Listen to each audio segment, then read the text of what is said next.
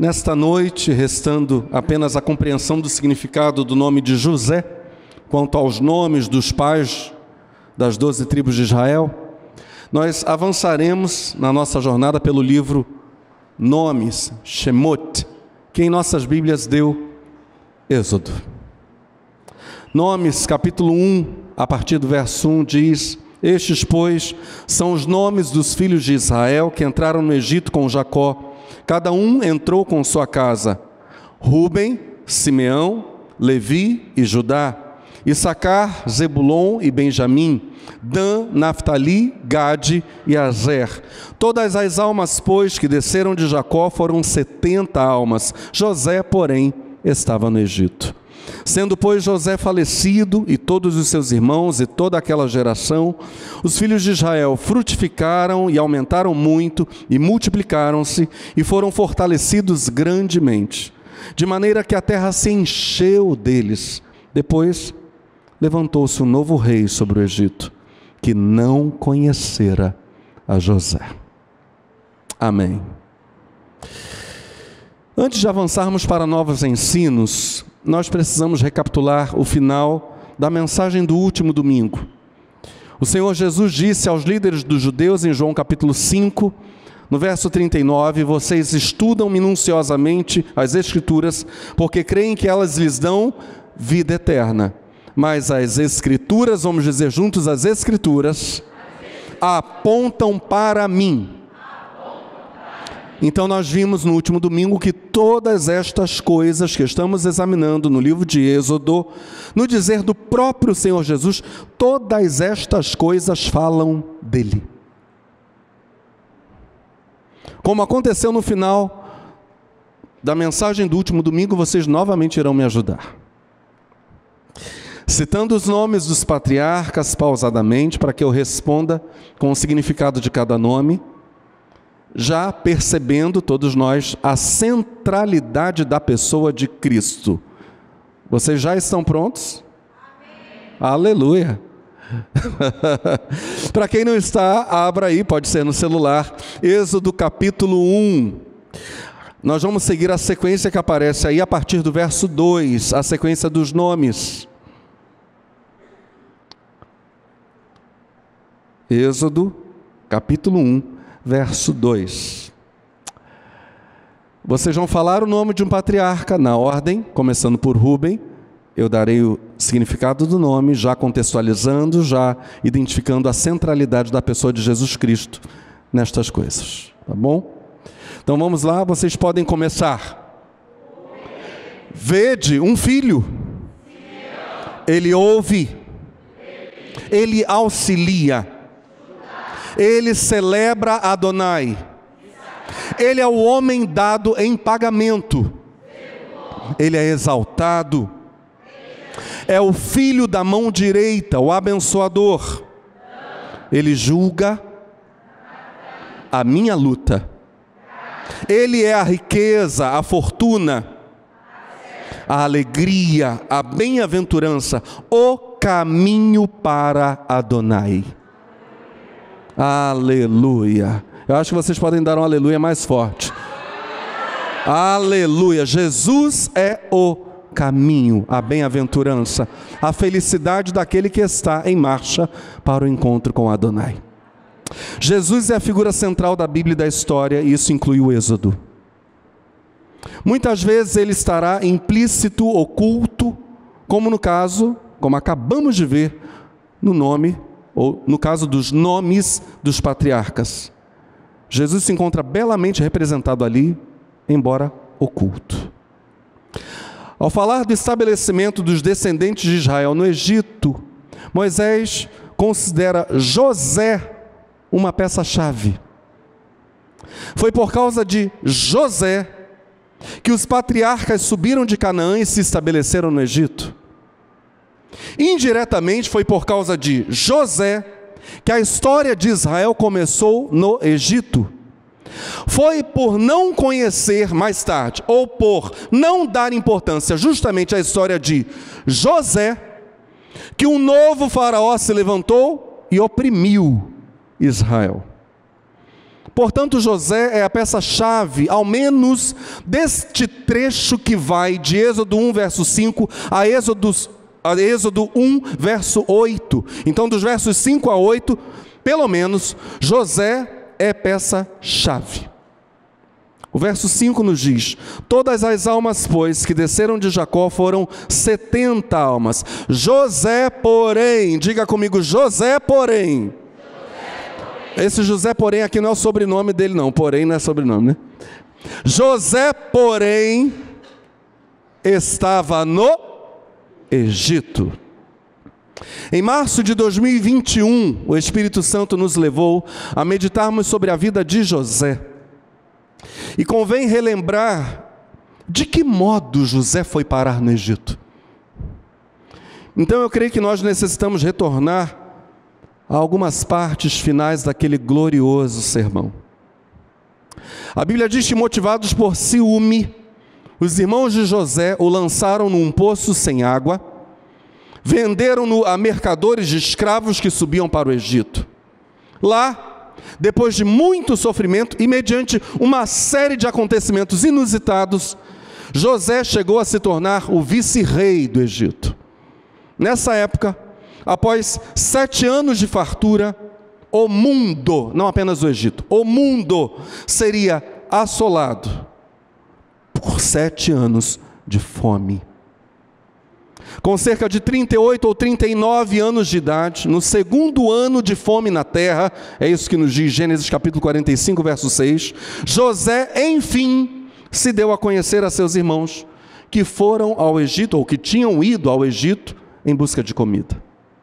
José, diz a Bíblia, tem uma explosão de emoções guardadas por mais de 20 anos. Muita solidão ele viveu, angústia, traições, ingratidão, durante mais de 20 anos. 20 anos é quase todo o tempo que eu e minha esposa temos de casados. Alguém diria que essa história de solidão, angústia, traições, ingratidão, essa é a história de José. Mas não, essa não é a história de José. A vida de José não termina com um homem de meia idade amargurado, mas com José, governador do Egito, cuidando de seu pai, cuidando de seus irmãos que eram pastores de ovelhas e cabras, como diz Gênesis capítulo 37. José consegue para eles a melhor terra de pastoreio em todo o Egito, a terra de Gósen, diz no Gênesis 47. José termina como um homem que em Gênesis 45 cobre de beijos os seus irmãos que o haviam vendido para ser escravo. Cobre de beijos todos os seus irmãos, abraçando-os, expressando toda a sua emoção por meio de muitas lágrimas e gestos de carinho, é o que a Bíblia diz. A história de José termina com o homem reconhecendo algo, no mínimo, improvável, completamente surpreendente e admirável, que vimos há 3 anos e que precisamos agora relembrar. E para isso fazemos uma pergunta: como começa a história de José? E a resposta, tanto do início quanto do fim da história, é a mesma. A história de José começa e termina com a ação poderosa e direta de Deus. Gênesis capítulo 37, verso 12 diz: aconteceu que os irmãos de José haviam saído, levando as ovelhas e as cabras do seu pai até os pastos, que ficavam próximos da cidade de Siquém. Nós vimos e agora relembramos que os arredores de Siquém não eram territórios favoráveis à família de Jacó. Nós vimos que seria extremamente arriscado um filho de Jacó ficar sozinho ali na terra de Siquém. Porque em Gênesis 34, então nós estamos em Gênesis 37, onde os irmãos saem para cuidar dos rebanhos, mas no capítulo 34, a Bíblia tinha dito para nós que Diná, filha de Jacó e Leia, fora violentada por Siquém, príncipe, filho do governador Amor. E como vingança, Simeão e Levi, irmãos de Diná, filhos de Jacó, mataram covardemente todos os homens da cidade de Siquém. E em resposta a essa atitude extremamente cruel, Jacó os repreendeu dizendo, em Gênesis 34, vós me arruinastes, tornando-me odioso diante de todos os povos desta região, os cananeus e os ferezeus. Somos poucos, e se eles reunirem suas forças e nos atacarem, eu e a minha família seremos exterminados. Depois da chacina feita por Simeão e Levi, Deus mandou Jacó ir com sua família para Betel, mais ou menos 31 quilômetros ao sul desse território chamado Siquém. Jacó ergue ali um altar em Betel, e Jacó prossegue peregrinando, chegando ao vale da cidade de Hebrom, a cerca de 70 quilômetros ao sul de Siquém. Então Jacó está descendo ainda mais. Ele pensa que seus filhos estão pastoreando em Siquém, mas eles estavam ainda mais longe, muito longe de Jacó. Eles estavam cerca de 22 quilômetros ao norte de Siquém, na cidade de Dotã. E o fato importante que nós vimos lá em 2021, central, é este: os filhos de Jacó, desde o assassinato dos homens de Siquém, por Simeão e Levi, sabiam que não eram benquistos, não eram aceitos nas terras próximas a Siquém, e por isso eles não pastorearam seus rebanhos mais ali. Gênesis capítulo 37 diz para nós, no verso 13, então Israel perguntou a José, não apacentam teus irmãos nossos rebanhos em Siquém? Jacó está achando que eles estão lá. Vem, vou enviar-te a eles. E ele prontamente respondeu, eis-me aqui. E prosseguiu Jacó, vai então ver como estão teus irmãos e os rebanhos e traze-me notícias. Ele o enviou quando estava no vale de Hebrom, mas José se perdeu quando estava próximo de Siquém. Um homem o encontrou vagueando pelos campos e lhe indagou, que procuras? Ele respondeu, procuro meus irmãos. Indica-me, por favor, onde costumam apacentar os rebanhos. Então o homem informou-lhe, eles levantaram o acampamento daqui. Eu os ouvi dizer, vamos para Dotã. Assim José partiu à procura de seus irmãos e os encontrou em Dotã. Eles o viram de longe e antes que pudesse chegar mais perto, tramaram sua morte.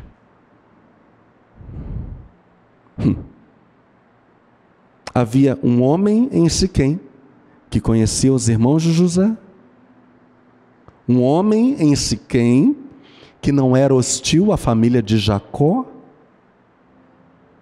Um homem de Siquém que ouviu o diálogo dos filhos de Jacó. Um homem em Siquém que encontrou José vagueando e lhe disse qual caminho ele deveria seguir.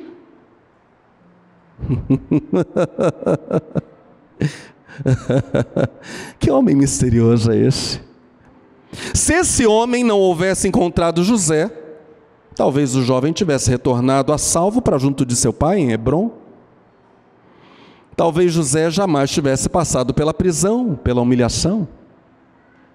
Talvez a solidão, a angústia, as traições, a ingratidão com que José teria que lidar durante 20 anos, talvez essas coisas nunca tivessem ocorrido. Quem seria esse homem que foi a grande peça-chave em toda a história de José? Como aqueles irmãos que estavam aqui em 2021 bem sabem, eu olho para esse texto e vejo nesse misterioso personagem o Senhor mesmo, ou seu representante direto. Não era um homem comum. Se José, depois de dar alguns passos, olhasse para trás, ele notaria que aquele homem tinha desaparecido. Eu estou profundamente inclinado a entender do modo mais literal possível as palavras do próprio José aos seus irmãos em Gênesis capítulo 45, quando ele diz aos irmãos: mas agora não vos entristeçais, nem vos amedronteis por me terdes vendido para cá, porque foi para preservar vossas vidas.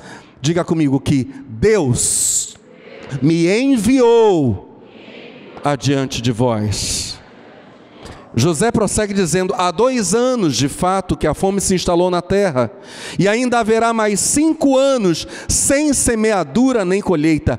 Deus, diga Deus, enviou-me adiante de vós. José tem essa consciência profunda. Deus enviou-me adiante de vós, para garantir a permanência da vossa descendência na terra e salvar as vossas vidas, como o livramento de um grandioso grupo de sobreviventes. Portanto, não fostes vós que me mandastes para o Egito, mas sim Deus.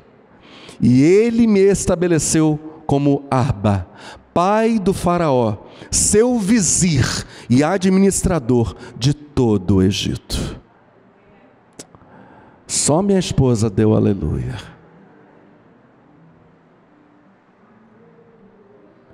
Eu quero saber aqui quantos são do fogo. Aleluia.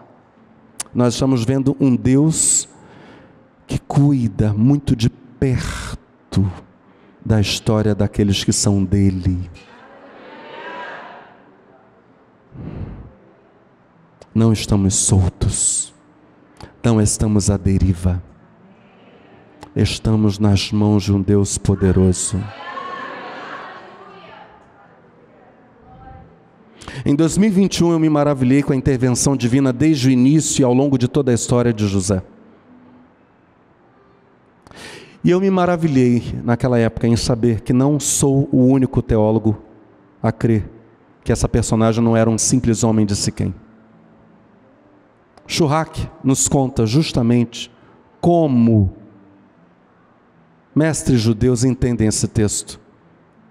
E eu vi isso depois que o Senhor abriu meus olhos.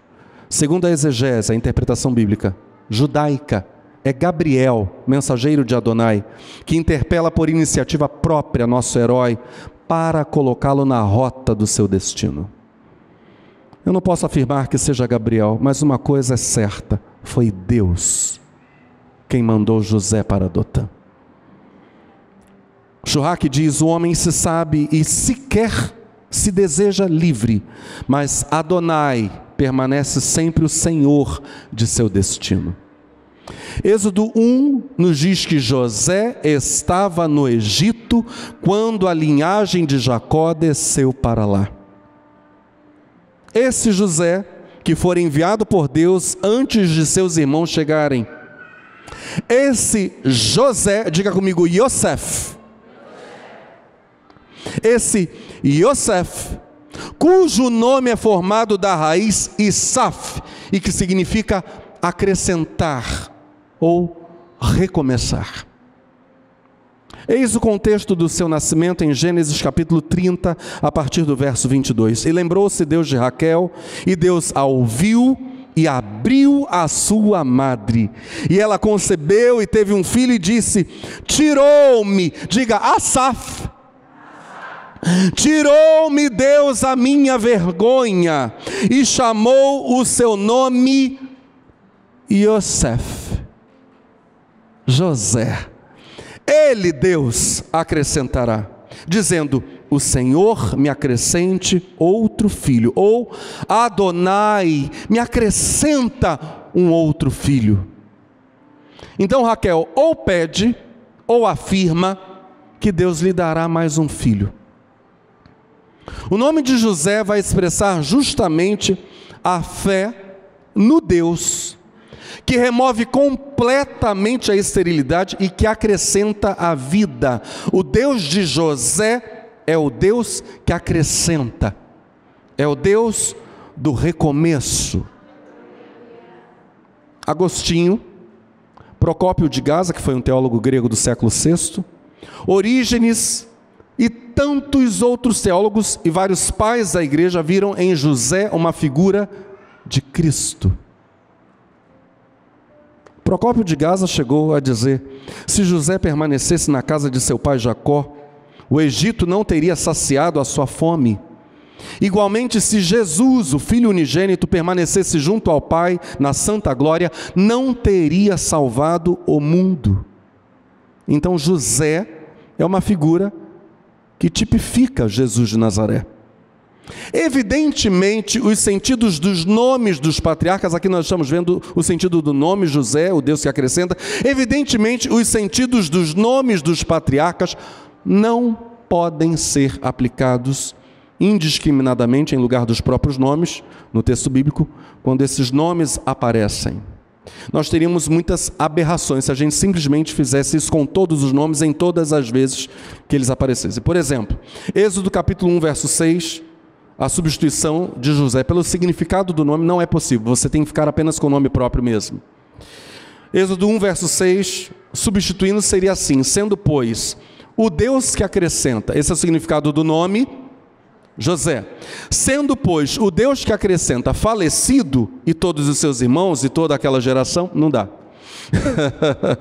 Deus não morre.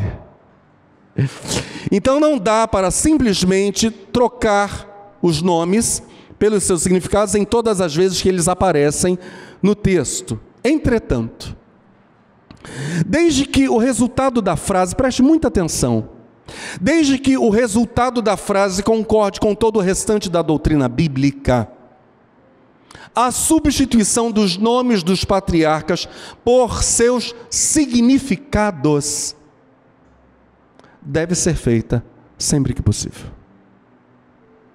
E quando isso acontecer, frequentemente nós nos depararemos com ensinos específicos a serem destacados. Por exemplo, no verso anterior, Êxodo 1, verso 5, a substituição não é apenas possível, ela é profundamente adequada e reveladora. Êxodo 1, verso 5: todas as almas, pois, que descenderam de Jacó foram 70 almas. O Deus que acrescenta, ou o Deus do recomeço, porém, estava no Egito. O Deus que acrescenta estava lá. Observa, foi Deus que mandou José para o Egito, na frente dos seus irmãos.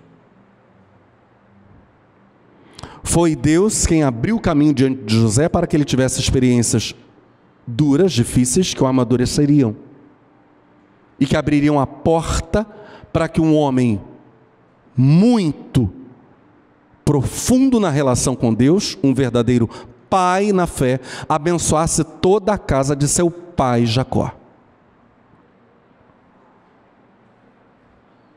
Normalmente nós associamos o Egito à escravidão, a cativeiro, e nós fazemos bem, está certo. Entretanto, em primeiro lugar, Egito não é isso. Egito, na Bíblia, aparece justamente como terra de livramento e provisão. Que surpreendente! Porque foi para livramento e provisão que Jacó e sua casa subiram ao Egito. A terra onde o Deus que acrescenta se encontra e nos aguarda.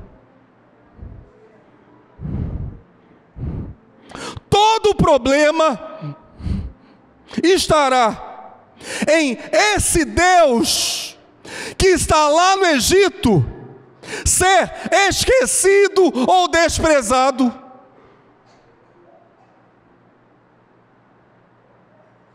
Mas Deus estará lá. Mesmo depois da morte de José e de seus irmãos, a Bíblia diz que os filhos de Israel continuam a prosperar no Egito. O Deus de José está ali com ele. Diga comigo: o Deus que acrescenta. Aleluia! Aleluia! Quantos aqui nasceram no mundo perfeito? Eu não. Eu nasci num mundo extremamente imperfeito e numa era completamente imperfeita. Quantos aqui nasceram num mundo imperfeito, caído? Todos nós. Quem nos colocou aqui? E Ele nos aguardava.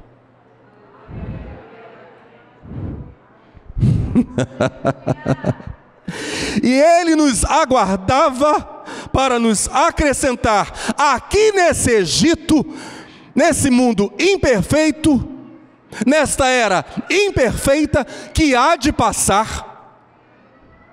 Ele nos aguardava como o Deus que nos acrescenta bênçãos sobre bênçãos. O nosso Deus é o Deus de José.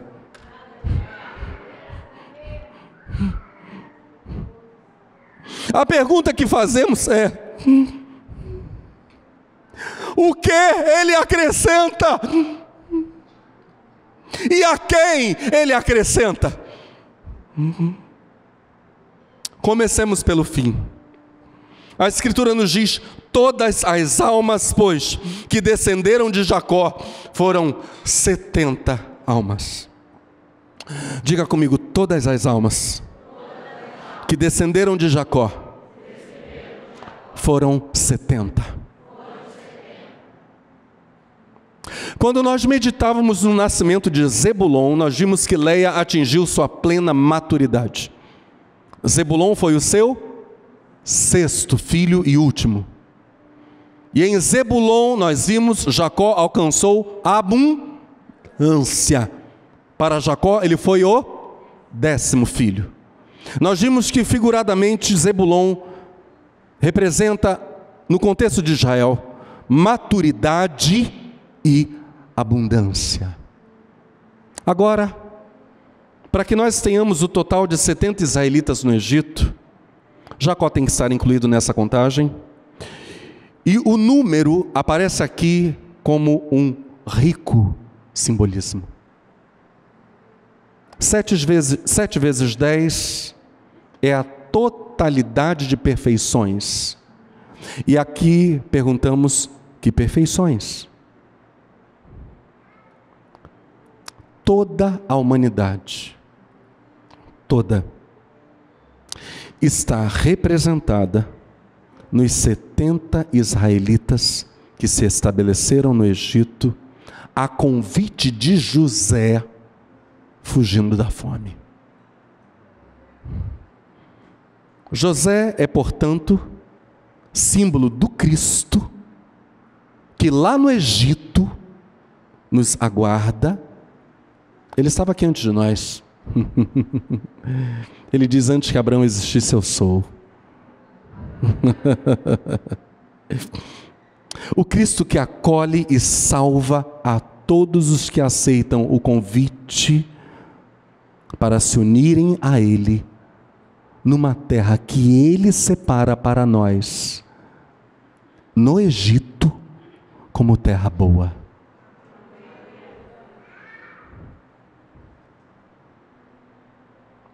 Aqui nós precisamos dar atenção a uma tradição judaica muito pertinente.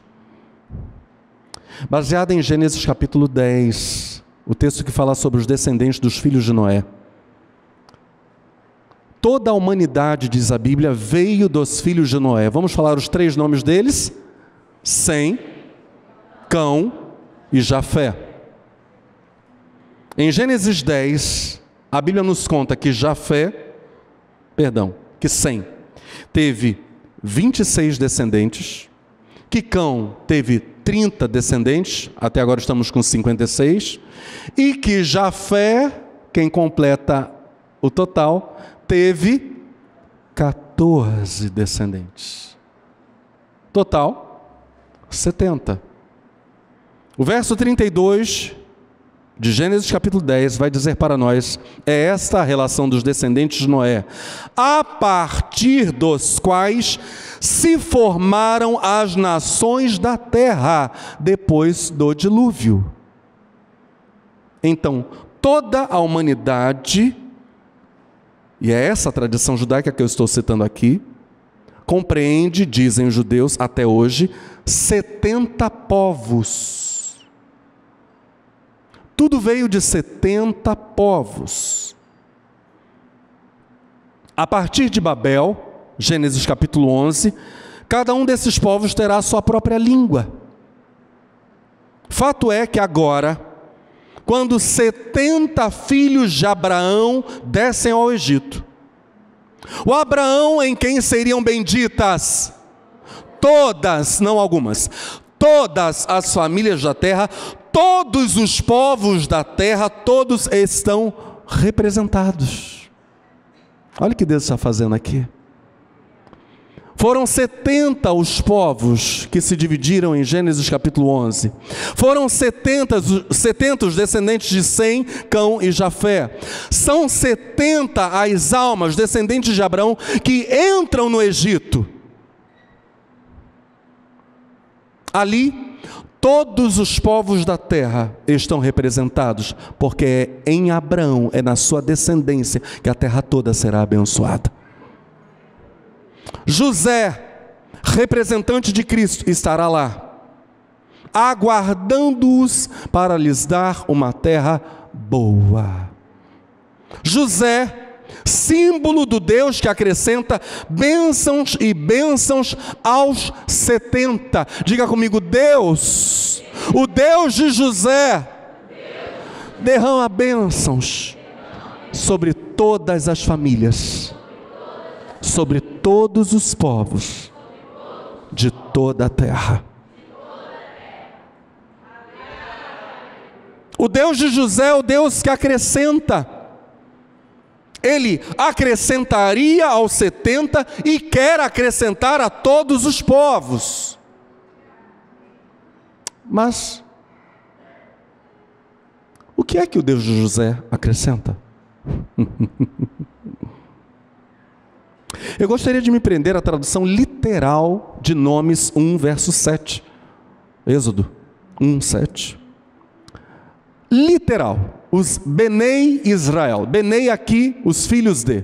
Os Benei Israel, você vai repetir comigo 4 verbos fundamentais que aparecem aqui. Vamos juntos? Diga, frutificam, abundam, se multiplicam e se revigoram. Vamos repetir esses 4 verbos. Diga comigo, frutificam, abundam, se multiplicam e se revigoram. Agora a gente vai usar o hebraísmo mesmo. Diga comigo, muito, muito. O final do verso diz, a terra fica repleta deles. Aleluia. Aleluia. É a primeira vez em que a Bíblia fala dos filhos de Israel, não em referência aos 12 filhos literais de Jacó. É a primeira vez, neste verso, que a Bíblia fala do povo de Israel.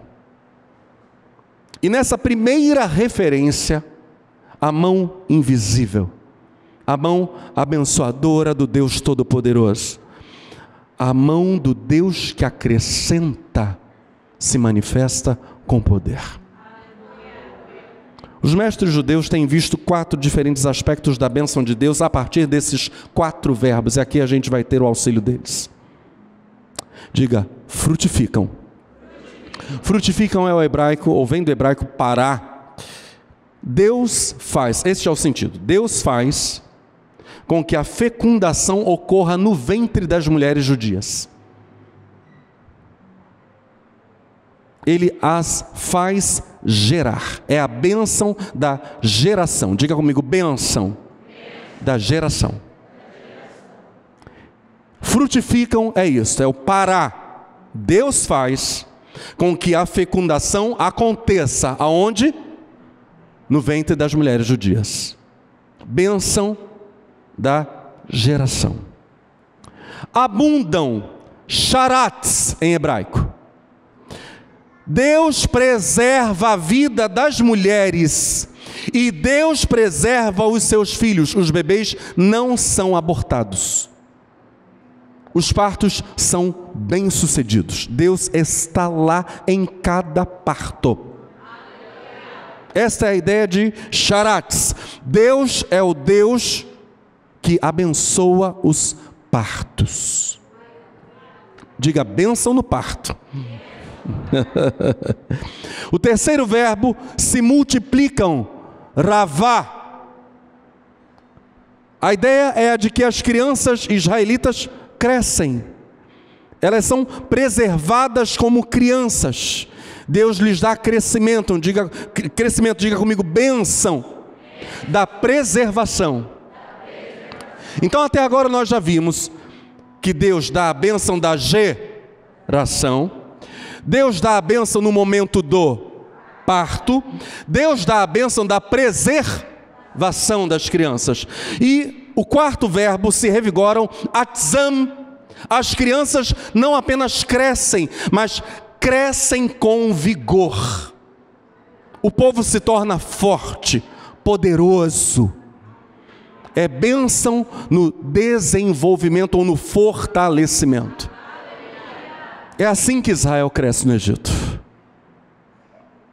Um povo vigoroso, um povo poderoso. Temos visto algo assim, não? Aleluia. Essas são as 4 bênçãos que o Deus de José acrescenta. Diga comigo: geração, nascimento, proteção, fortalecimento.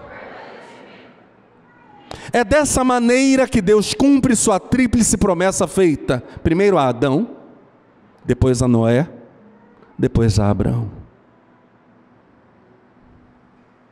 3 pedras. A Adão, Deus diz em Gênesis 1, verso 28, multipliquem-se, encham a terra, dominem-na, e também toda a vida animal da terra, dos mares e dos ares. A Noé, Deus diz em Gênesis 9, verso 1, Deus, aliás o texto fala sobre o que Deus diz, né? Deus abençoou Noé e os seus filhos e disse-lhes que se multiplicassem e repovoassem a terra. Em Gênesis capítulo 12, verso 2, Deus diz diretamente a Abraão: farei que sejas pai de uma grande nação, abençoar-te-ei e tornarei o teu nome famoso, tu próprio serás uma bênção para muitos outros. Aleluia. O nosso Deus é o Deus de José, portanto, é o Deus que quer ter muitos filhos. Claro que nós já estamos falando disso em sentido espiritual. Esse é o nosso Deus. Ele quer nos fazer. Temos aqui alguém que faz parte do Israel de Deus? Ele quer nos fazer capazes de gerar, ficarmos grávidos pelo Espírito Santo de almas salvas. Esse é o nosso Deus, Deus José. Ele quer nos fazer capazes de gerar, mas não apenas de gerar, de ficarmos grávidos de vidas. Ele quer nos dar poder para darmos à luz essas vidas. Deus quer nos capacitar a ver os salvos crescerem, mas crescerem com vigor. Atos nos conta que o Senhor fez algo assim em Jerusalém, né? Atos capítulo 5, verso 14. E a multidão, diga comigo, a multidão. E a multidão dos que criam no Senhor, tanto homens como mulheres, crescia cada vez mais. Cada vez mais.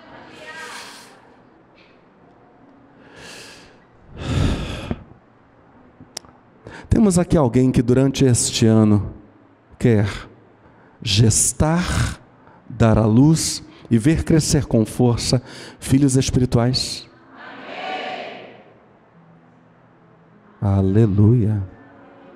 Então erga sua mão bem alto. Maravilhoso Deus. Dá-nos. Tu és o Deus de José, o nosso Deus. Dá-nos. Dá-nos a graça de gerar, de dar à luz, de ver crescerem fortes no poder do Espírito Santo, filhos e filhas, filhos e filhas, filhos e filhas para o Senhor. Seja assim, Senhor, para a glória do Teu nome, em nome de Jesus.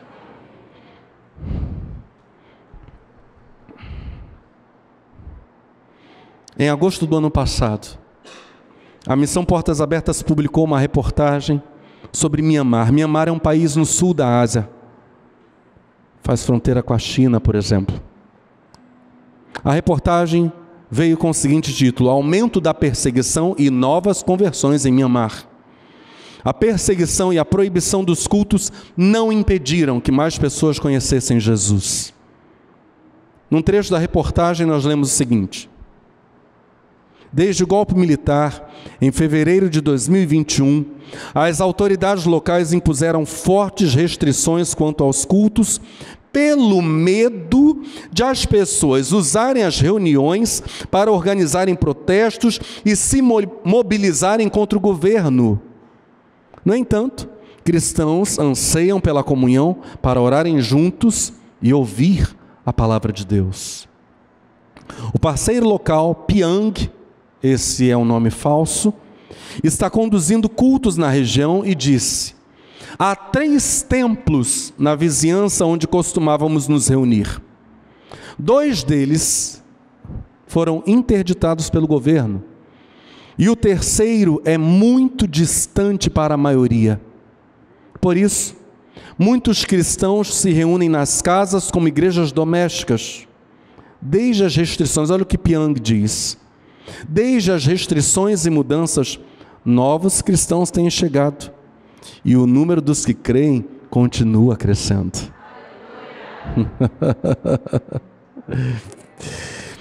Esse irmão também compartilhou que no dia 12 de junho, os militares e autoridades locais entraram na igreja, no momento, diz ele, em que fazíamos o culto dominical e começaram a tirar fotos.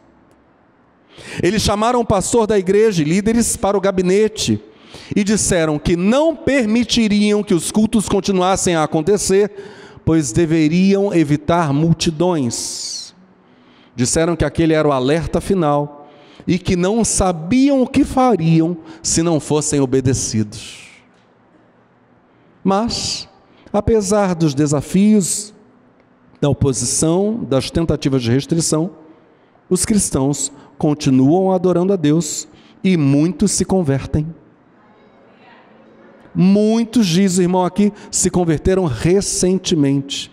E aqui os irmãos de Mianmar pedem oração: ore para que sejam guardados, fortalecidos, para que sua fé cresça dia após dia, que eles continuem resistindo e crendo no Deus de José.